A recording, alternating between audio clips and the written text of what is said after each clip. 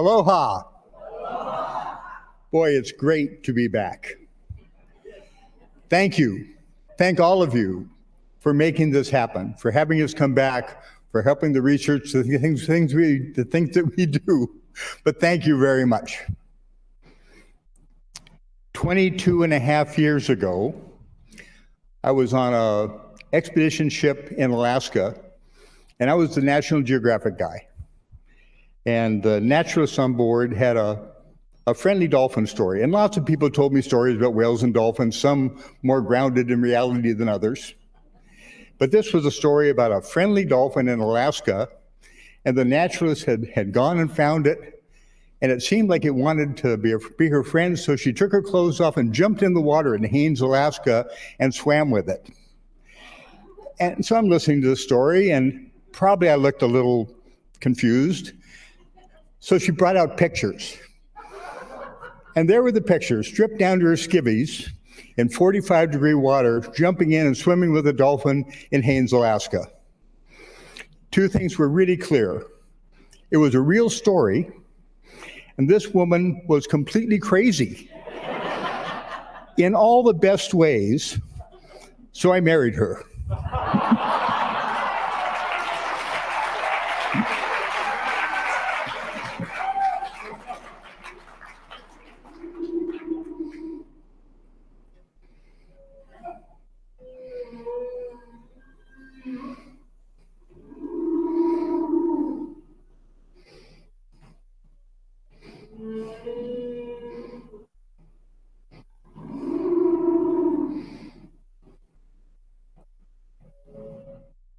Hi, welcome to Whale Tales.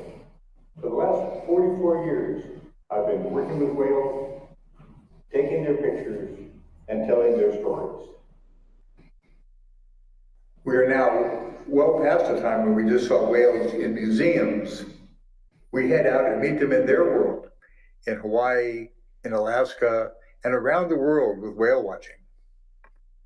As a kid in the 50s, having whale watching being looking at puffs of smoke in the distance off the coast of San Diego, I never dreamed that whale watching would become so big and that people would be able to see them face to face. And video photography and stills have become a big part of telling their story.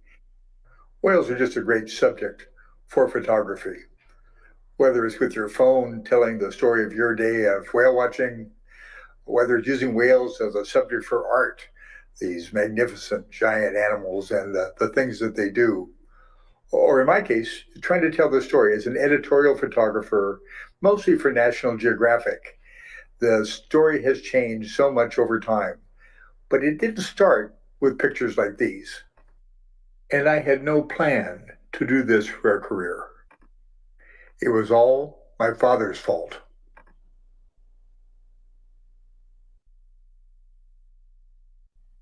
We didn't have nice cameras when I was a kid. My father started diving in the 40s, and he was in a dive club, and the club had a camera, and he dived with a 2¼ camera, a Rolling Marine, with his friend Ron, and they each took 6 pictures. And for lighting, you use flash bulbs. Later, he inherited a camera and a 16mm movie camera, and that changed our lives. I think it was a pretty sure thing that I was going to be a diver. My mother's father and uncle did underwater construction work with hardhat gear, building things like piers along the California coast. My father, Chuck, was a sport diver and champion spearfisherman, and in 1959 opened the Diving Locker, the second dive shop in San Diego. And my brother Terry and I grew up in a diving world that was largely about spearfishing and spearfishing contests. And then in January of 1963, my father rode a whale. My dad was off of La Jolla diving with friends, and they saw a whale in the distance. We saw whales all the time. Gray whales went close to the coast, going north and south on their migration. But this wasn't a gray whale, it was a Brutus whale, and it wasn't going anywhere because it was caught up into the anchor line of a gill net. My father got in the water with a camera and one of his buddies with the spear guns to swim up and photograph and film the whale. And after they had photographed the whale and filmed the whale was very calm, and my father swam up and actually got on the whale's back and had his picture taken by his friend Bill DeCourt.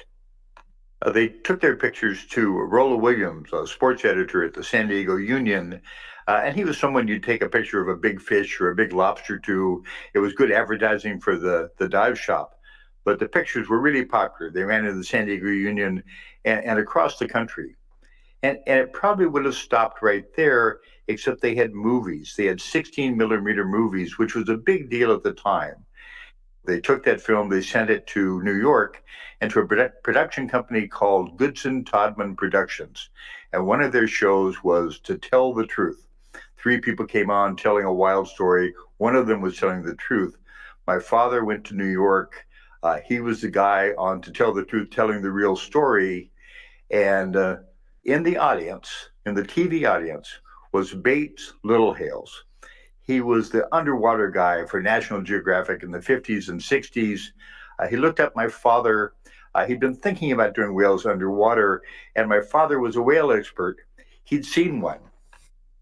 Seeing that first whale led to all kinds of things for my father. He became the go-to second guy on whale projects. One of the first documentaries on humpback whales, Gentle Giants of the Pacific. He started working for National Geographic on a number of projects, but especially the first big humpback whale story in 1979. This was the story with the small record, Songs of the Humpback Whale, that sort of introduced singing humpback whales to the world. And in 1979, he came back to Maui with the IMAX film, Nomads of the Deep. Cameras were changing. When I came in, my first camera was in the 70s, and they just first started having these big domes. Before that, you couldn't have a very wide lens and shoot a whale picture because it got fuzzy on the edges. But these domes changed everything, and all of a sudden you could really show a whole whale close enough so there was a usable picture for magazines like National Geographic.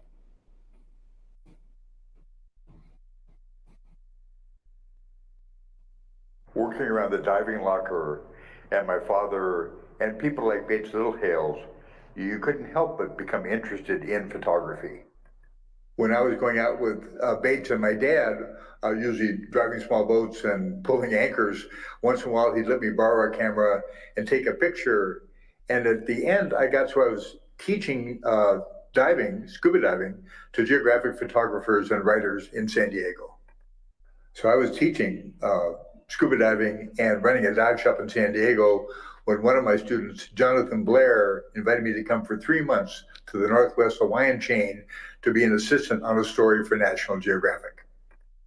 I got 2 pictures published in the magazine from that story, and I never came back to the diving locker.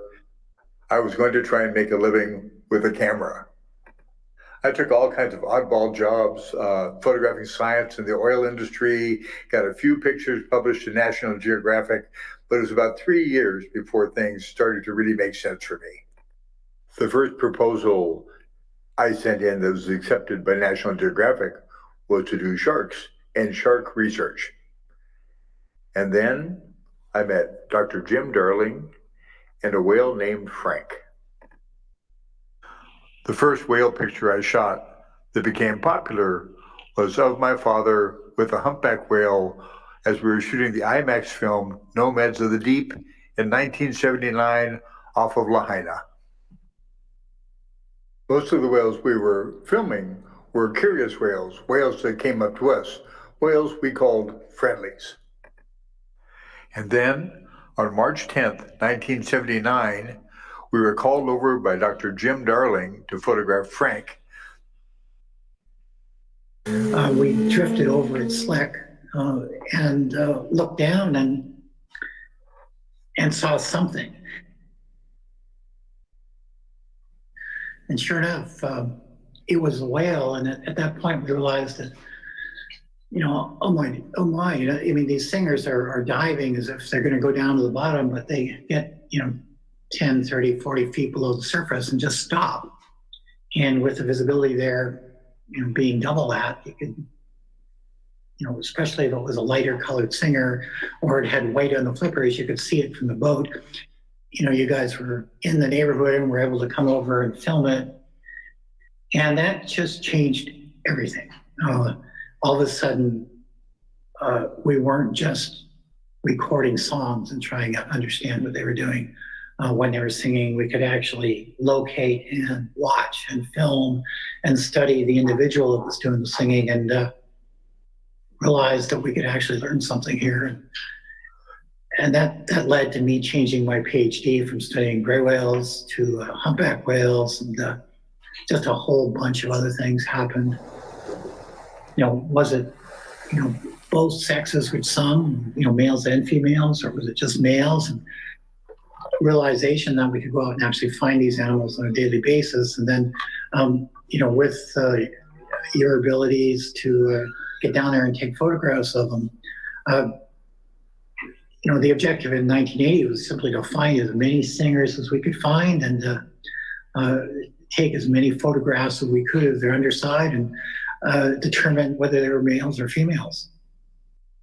Working that closely with the animals, though, led to all kinds of other encounters and interactions with whales, doing, behavior, social behavior patterns, and so on. And all of a sudden, there were a million questions to answer, and we knew that we could answer them. I had some of your photographs, and I showed them at this meeting, and there were people there who simply could not believe it, that you could both locate and get close to and photograph whales at sea, like we did. They really couldn't grasp. I mean, I had people come up afterward and say, how did you do that? And these were, old-time sort of biologists. We were only a few years, ahead of them, because a few years back we would have probably asked the same question. We were fortunate enough to be in Maui with such good conditions, and it probably allowed us a bit of a head start on some of this stuff. No one realized that these whales were actually competing with each other or fighting with each other. We didn't really know what they were doing. And I remember one day, it was Greg Silver. We were out in the boat, and we were with a group, and he was watching what was going underwater by hanging over the boat with a mask on. He came up and he was just astounded that he'd just seen one whale hit another one. And there was this sort of aggressive, competitive type behavior going on. It was a complete revelation at the time. I mean, the whole sort of nature of what was going on out there, and in fact, the nature of whales, changed with just one really good observation, which sort of opened the doors to sort of us realizing what we've been watching for a long time. When I came in 1979 to do Nomads of the Deep, basically it was gentle giants drifting through the blue abyss, and a very nice story about whales. When I met Jim, one of the first things he wanted me to shoot was bloody head knobs on a male when they're beating the heck out of each other.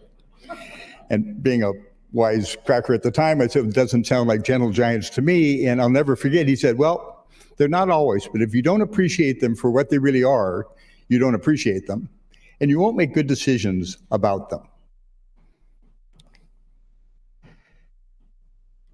The idea that researchers were excited about seeing and studying new things about whales, new behavior about whales, is what got me excited about whale photography. And the timing was great. Researchers were really just starting to work with wild whales and learn how to study them. And I was trying to figure out how to make that a story with pictures. At that point, I was shooting Kodachrome, and we could take the film, and if we got it in by 3 o'clock to a photo shop across from a Space Invader parlor in downtown Lahaina, we'd get it back at 8 o'clock the next morning, and I'd be there with the scientific crew standing on the street in downtown Lahaina holding up 35 millimeter slides just to see if we got anything. I came back to Maui in 1980 as part of the scientific crew, mostly diving under singing humpback whales and shooting pictures of their bellies. But we saw some other really interesting stuff. And at the end of that season, National Geographic, actually Mary Smith, asked me to come back to the office in Washington and talk about a whale story. And in 1982, in April, the article on a new light on the singing whales came out in National Geographic, and I didn't know it, but I was on my way to being the whale guy for National Geographic. So I came back, got my first big whale story, and there was an ad company in New York called J. Walter Thompson. And I got a call at the diving locker when I was hanging out there, and they wanted to talk to me, and they wanted to buy one of my pictures. Big deal. They wanted the picture. They said, they gave me the pages. They said they loved my work. There's the picture that's showing up there right now. And they said, we want that picture for a client, but we don't want any whales in it. I thought they were kidding. They weren't. And they were going to send me back to Hawaii to shoot that same picture without the whales in it. But I found they were doing those 27 projector shows at the time. And the guy we worked with said, once in a while, let the whale swim through the frame. And I had one picture with just a tip of the tail on one side. They paid more for that one picture with nothing in it than I made for the whole story I shot for National Geographic.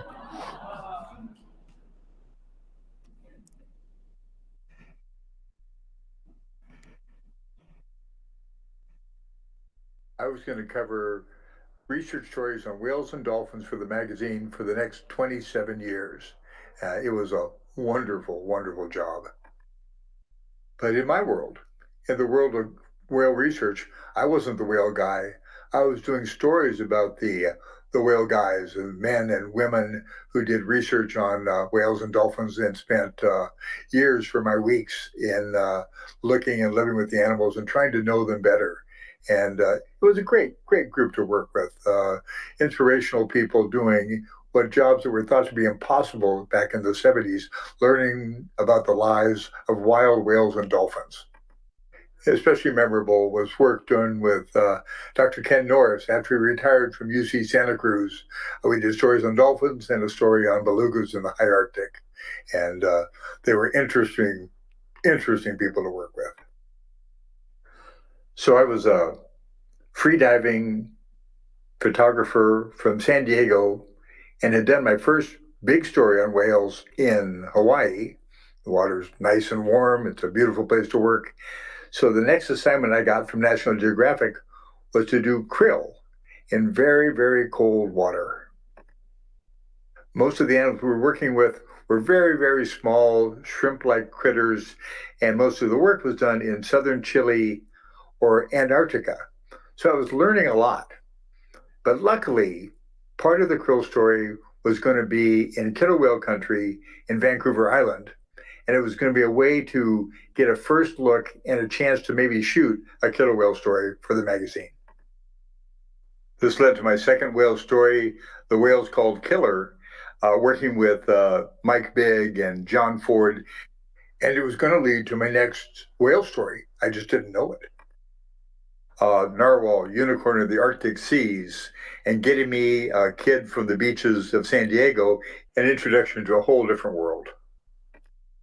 The assignment began to northern Baffin Island with a group from the Vancouver Aquarium. We went out of Pond Inlet out to the flow edge where the ice stops and the ocean begins. This group only had a couple of days out there and then had to go back, but my guide said that was fine. I could stay there, hope to get pictures. He'd go drop them off and come right back that day. Well, he was gone for 3 days, and I was in a place that was really different than San Diego, trying to figure things out. 24-hour sun, doing everything wrong at the wrong times, worrying about polar bears a lot, and sleeping with that big shotgun in the background. I woke up and heard my tent moving around, and also the zipper got to be undone, and a head poked in. It was Sigluk Akiaguk, an Inuit from Grise Fjord, and he looked in and said, "You have to leave." I said, "No, I'm okay. I'm with National Geographic. I have all the right permits." He said, "No, where you are is not going to be here tomorrow. You have to leave." And I did. With his help, we moved about 12 miles away onto solid ground. And after I woke up there, looked out and the ice I'd been on had broken off and moved away. And I realized I had a lot to learn. The second trip out to the floe edge was that of Arctic Bay with Glenn Williams, a renewable resource officer from that small hamlet. And he introduced me to Oyukaluk and his grandson, Andrew Tuktu. Andrew's guiding skills and Glenn's great advice would be key to any success I was going to have in my work in the high Arctic. And we would have some great adventures over the next decade or decade and a half. And over the years, life on the floe edge became almost normal. Well, normal with still plenty of adventure included. But for all I was learning, I wasn't getting any narwhal pictures. Most of the time I saw whales too far away, and almost always just when I was figuring out what I should be doing, it was too late to do it. I could see the potential, but I sure wasn't going to get it this season. After 3.5 months in the field, the film review I got was nothing usable yet. It was late summer during open water, and towards the end of our time, when John Ford, the researcher I was working with, came and got us and said, "You should come and see this." There were narwhals, they were on the surface, they were fighting, and their tusks were coming up. It turned out to be a dying female and a couple of young males with her, and other males coming in, and a fight going on underwater. We were working out of two-man kayaks. The narwhals wouldn't tolerate any engine noise around them. And when things were quiet, I couldn't get in the water because the whales would just drift away. The only time I could get anywhere near them underwater was when the fight was actually going on. When I got in the water in midst of the fight, you'd see the female floating on the surface and the young males fighting off group after group of bigger males coming in, wanting access to the female. The trying to get close, one of the young males came up and put his tusk aimed right at my chest. You could feel the little sonic clicks as he was trying to figure who I was. It was just there for a second. It's amazing how many bad things you can think about in that second. Then he went back onto the fight. I mean, it looked like a fight in a pool hall with everybody swinging these clubs. The animals later on, when we had them out for necropsy of the dead female, were all sliced up from tusk moves, and the female had been speared with a tusk. This fight went on for at least 7 hours. It was the basis for the whole National Geographic story on narwhals, probably the hardest story I ever did. These stories really weren't natural history stories at their core. There are stories about research, there are stories about different cultural looks at whales, and that idea that the same whale was looked at a number of different ways. All this largely depended on where you were and who you were with. We were giving lots of time, very little direction, and mainly we were explorers to go out there and find new things, take new pictures, and share them in National Geographic. And when you went and didn't find what you were looking for, didn't find what you expected, that was a good thing. The goal was to find those things you didn't expect. And with subjects like whales and the Arctic and whales in the Arctic, there was plenty of that. I had great adventures in the Arctic over a pretty long time. It was a wonderful experience. I'll forever be grateful for the people who took care of me up there and let me be a pretty successful visitor. And of course, it wasn't just the Arctic. For those 27 years, I was visiting researchers, people working dolphins around the world, and able to work with people doing a job that they were passionate about, and it was going to get better. It wasn't lost on me wandering around, especially in the high Arctic. I did 7 stories north of Alaska, and I thought about Hawaii a lot. And that idea came to me, and I came into a little windfall. So in 1996, I looked up Jim. We'd been coming to Hawaii once in a while for some conferences, and go, is it worth going back there? Let's give it a shot.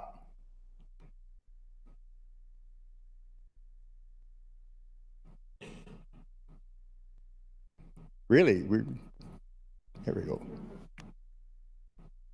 Jim Darling and I came back to Maui in 1996, and the first year it was two guys in a borrowed boat, thanks to Mark Robinson. The next year we were part of a BBC film, and we bought a boat that never satisfied. It wasn't new, but it was ours. And by 1999, it wasn't just two guys and an old boat. We also had Megan Jones to join the operation. And in 1999, National Geographic did my second story on humpback whales, listening to humpbacks, based on new studies since our return to Maui.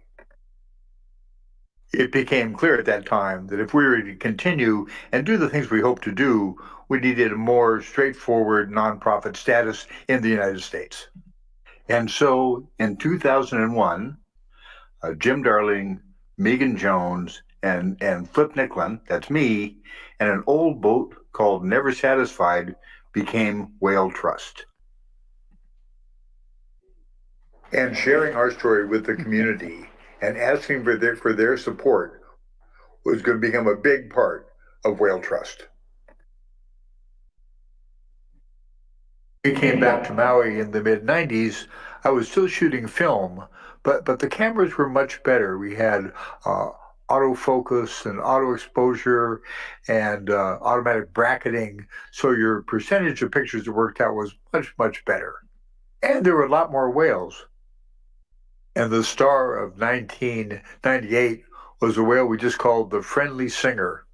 This was a great whale. The whale would go down and sing for 20 minutes or so, then come up and hang around the boat, look at the hydrophone, rub at the hydrophone. At one point had it under his pectoral, trying to drag the whole recording gear and Jim into the water. Then he'd go down to sing again for another 20 minutes, and then come back and hang around under the boat. One of the great things about this whale was that he would go down and sing for those 20 minutes in the days of film when you only had 36 exposures. So when he'd go down, I could get in the boat, change film, and sometimes even change lenses, and you get a whole different look when you switch off those ultra-wide lenses that we usually use underwater for shooting whale. But the best part of the Friendly Singer was that he was still hanging around the boat when he was joined by another whale. And this was another male. And what we've learned since then is singers are joined by other males and not by females, as often thought. But giant changes were coming to photography at the turn of the century, with digital photography, making remote photography easier, and giving a whole bunch of new tools for trying to capture images and tell the science story about whales. By 2001, we were getting used to digital photography in the form of consumer video. So we had gear on board to capture special moments, special days when we saw whales do new and exciting things. Now we just had to shoot movies and figure what to do with them. At about this time, we were introduced to a young man, Jason Sturgis, who wanted to come with us and shoot video with us. And he's been a tremendous addition to Whale Trust and now worked with us for over 20 years. I think it had been 6 weeks before we had a really good day with Jason, and he had to shoot the things he dreamed of shooting. Since then, in those 20 years, we've had many great days, and his video really adds to our ability to tell the story. Things were changing very quickly in underwater photography. I had a different system each year for the first 3 years I was shooting digital, but each one was better than the last. And now I was shooting still photography, and with Jason shooting video, and with the cameras getting better and better, photography became a more important tool to tell the story of whales and whale research with Whale Trust. In the early days, you're sort of dependent on photographers and filmmakers coming along for relatively short periods to try and tell a story of whales that hopefully included the work the research was doing. The new tools, the new cameras, both still cameras and video cameras, allow researchers to tell their own story. And that's a big difference. And as the science of whales became better and better equipped, so did digital photography. That first camera was 6 megapixels. My most recent camera is over 45 megapixels. That first camera, you could only shoot 4 pictures before you had to stop. Now it's more than 50. It was great that we had new tools because there were new stories to tell. Megan Jones brought to Whale Trust a study of female role on the breeding grounds, starting with the role of long diving females and the question, what are they doing down there?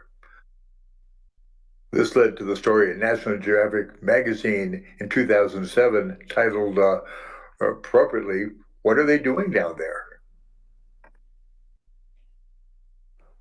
My role at Whale Trust is documenting behavioral research on humpback whales. It'll be my 27th year starting in January. Sharing what we learn in scientific publications and popular publications, sharing with film crews as they come through, and getting the word out in ways that I really didn't imagine until I came to work at Whale Trust. In 2006, we started Whale Tales, a weekend in Kapalua where we would share research we were doing and others were doing in Maui and beyond, and asking for public support. This has continued even during the pandemic with a virtual version that we've done for the last 2 years, but this year we'll be live again, back to doing Whale Tales in Kapalua at the Ritz-Carlton. And of course, photography is a big part of all of these efforts, and not just mine. We have a new member of our group, Ralph Pace, who's working with us and has for 7 years now. Ralph is a tremendous photographer. And she's really not new to us. She's been working with us since she was a kid. But Haley Robb Spears, now a graduate student at UC Santa Cruz, adds to the scientific component and also takes some really interesting pictures along the way with a GoPro on a pole. It is great to be back in Maui with Whale Trust and at Whale Tales. We'll be working once again with Jim and Megan. I'll go out on the boat most days with Jason and Haley and Ralph. And on the good days, on those really special days, we'll be taking pictures of whales and telling their stories.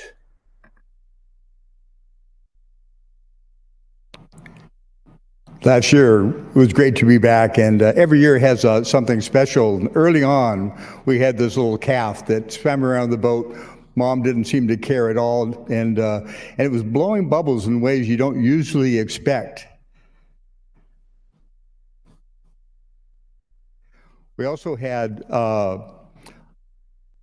female that brought a male around the boat over and over again, and the male continuously blew bubbles on her genitals right next to the boat where it was easy to see. This is something we've been seeing for 20 years and had video going quite a ways back, but this was the best still pictures and best stuff we got of it, and that was published in Aquatic Mammals in November as a peer-reviewed piece. So it's one of the things you do, this big jigsaw puzzle of whale knowledge is so much of it is big, serious management issues. But once in a while, the fun stuff, the grace notes of whales is fun to be able to approach.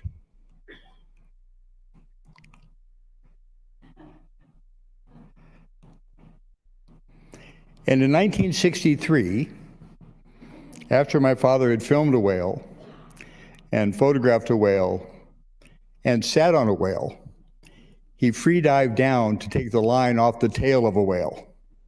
And I asked him about this.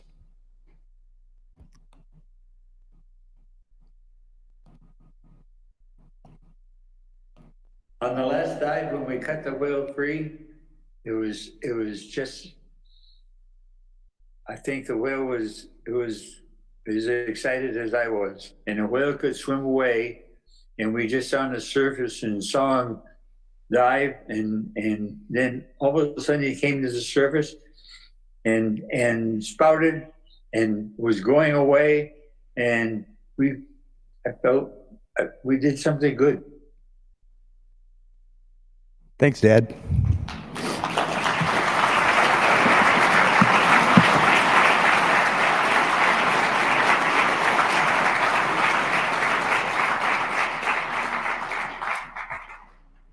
And thank you very much.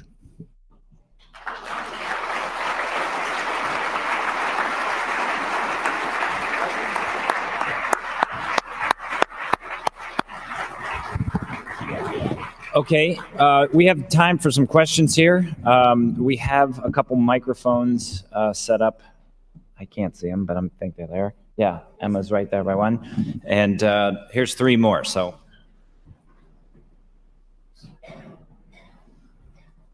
Any questions? Let me just say one thing first.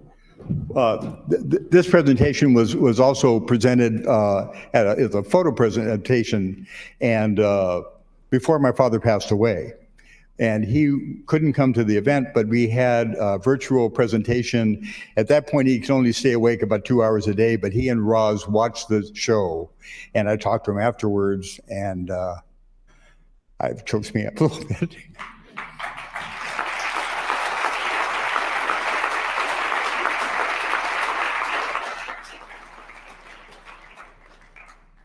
Yeah, we have a question back here. Yeah.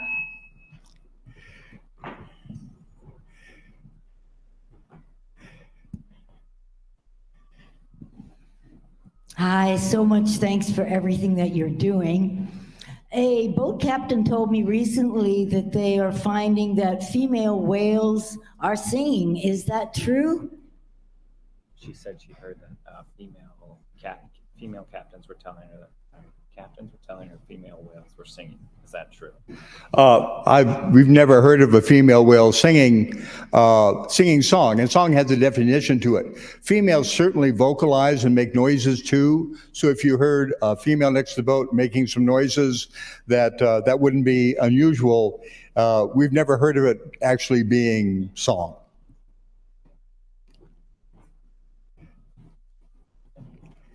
I just want to thank you for those Wednesdays with Flip throughout the pandemic. Thank you for the whale. And some of you may know this is largely pulled from Whale Chronicles. It was an idea that I did 50 of those things. I told everything I knew about whales.